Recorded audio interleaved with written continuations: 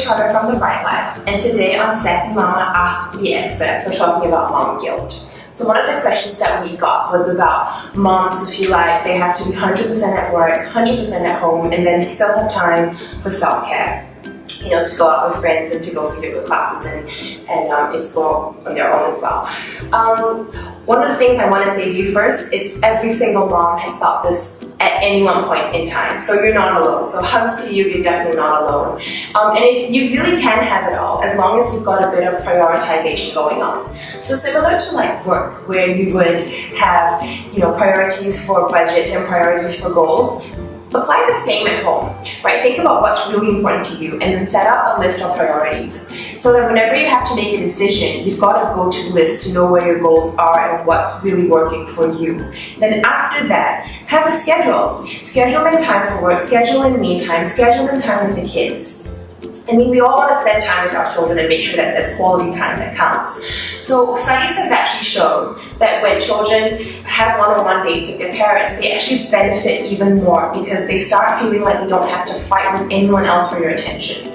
So when you schedule in that me time with your kids, make sure you've got your phone away, mind off work, and just really spend time hanging out with them. So we have a question that comes to us on how to stay grounded despite all the pressure that we face in today's society. It's definitely not wrong to want to keep up. It's definitely not wrong to want to give your kids a competitive edge.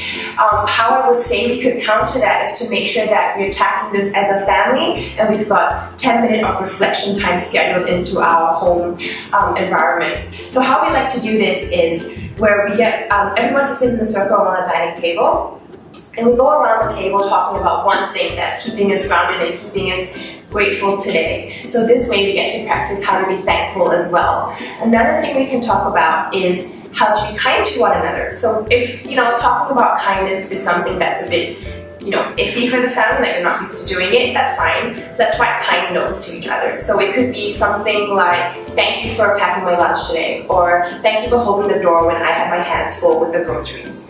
Things like that really remind the kids what we're focusing on at home and less about going for grades and less about going for, you know, the best in life. So we have a question today as well about healthy sibling competition.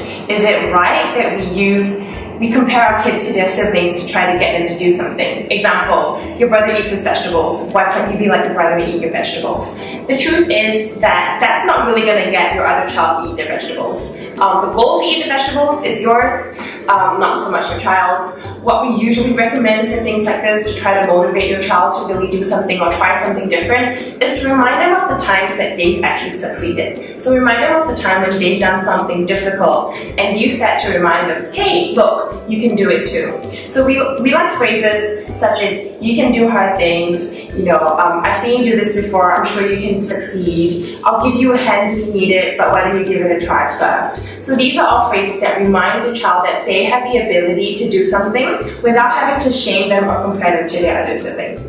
For all parents who are out there and feeling the pressure of having to keep up with the Joneses or having your child try something new or just feeling the stress in general for your child to succeed, I would say maybe we can take a step back and just really think about why we're actually feeling this pressure. And it could actually help you relieve some of the stress when you're able to see things in a bigger picture. Thanks for watching Sassy Mama Ask the Experts. For more tips, visit the website.